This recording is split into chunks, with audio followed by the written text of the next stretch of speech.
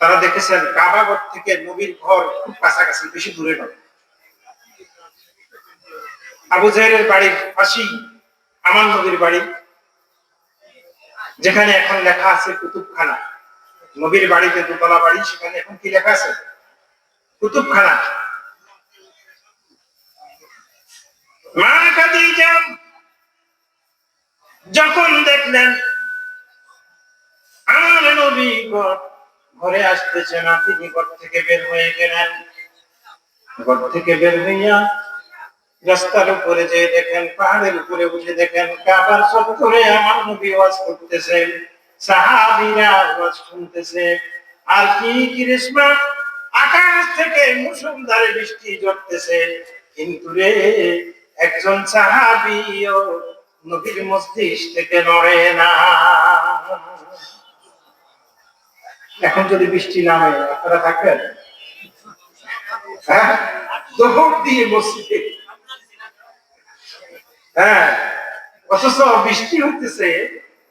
মা খাদিজা দেখে বৃষ্টি হইতেছে, নবীও আলোচনা করতেছেন, সাহাবীরাও শুনতেছেন, কেউ নড়ে না। মা খাদিজা ঘরে চলে গেলেন। ঘরে যাইয়া চিন্তা করলেন, নবীজি যেহেতু ভিজতেছে, তো ঘরে আসলে তো শুকনো কাপড় দিতে হবে। কি দিতে হবে? কি ঠিক না?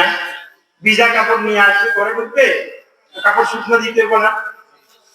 ঘরের কিনারে দরজার পাশে শুকনা কাপড় নিয়ে অপেক্ষা করতেছে, আমার নবী কিছুক্ষণ পরে ঘরে ঢুকতে হবে। আসার সাথে সাথে বলছেন, ইয়া রাসূলুল্লাহ, এই যে আপনার জন্য আমি কাপড় নিয়ে অপেক্ষা করতেছি, আপনি কাপড় পরিধান করুন, ভিজা কাপড়গুলো খুলে ফেলুন। আসলে কি ভিজে নেই? আমার নবী বলেন, কেন আমি কাপড় পরিবর্তন করব, কি সমস্যা? ইয়া রাসূলুল্লাহ, আপনি যখন আসতেছেন না, আমি যখন আপনাকে খুঁজতে লাগলাম,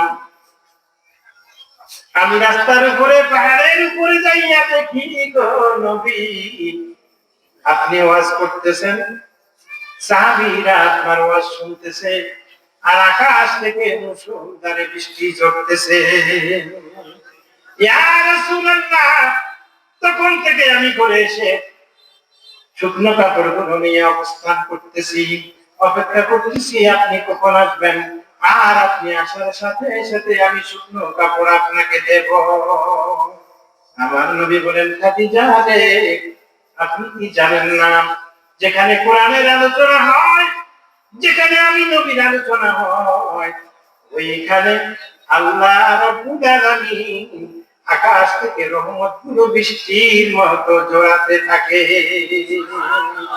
আপনি যে বৃষ্টি দেখেছেন, এটা বৃষ্টি নয়, এটা হলো আকাশ থেকে আমার আল্লাহ রহমত বর্ষণ করেছে। তাহলে কি আপনাদের কি সে বিশ্বাস আছে রহমত ঝরতেছে? অবশ্যই রহমত ঝরতেছে, অবশ্যই আমাদের গুনাহগুলো মাফ হইতেছে, অবশ্যই আমাদের আমলনামায় মুহূর্তে প্রতিটা সেকেন্ডে সেকেন্ডে নেক দিয়ে ফেরেশতারা ভরপুর করে দিতেছে। কখন পাবো আমরা?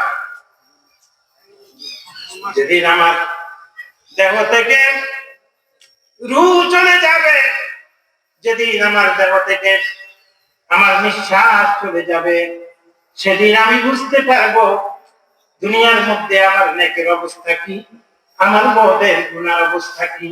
এর আগে আমাদের বোঝার কোনো সুযোগ নাই। এখন আমাদের কি করতে হবে? বেশি বেশি নেক আমল করতে হবে। রাজি আছি তো?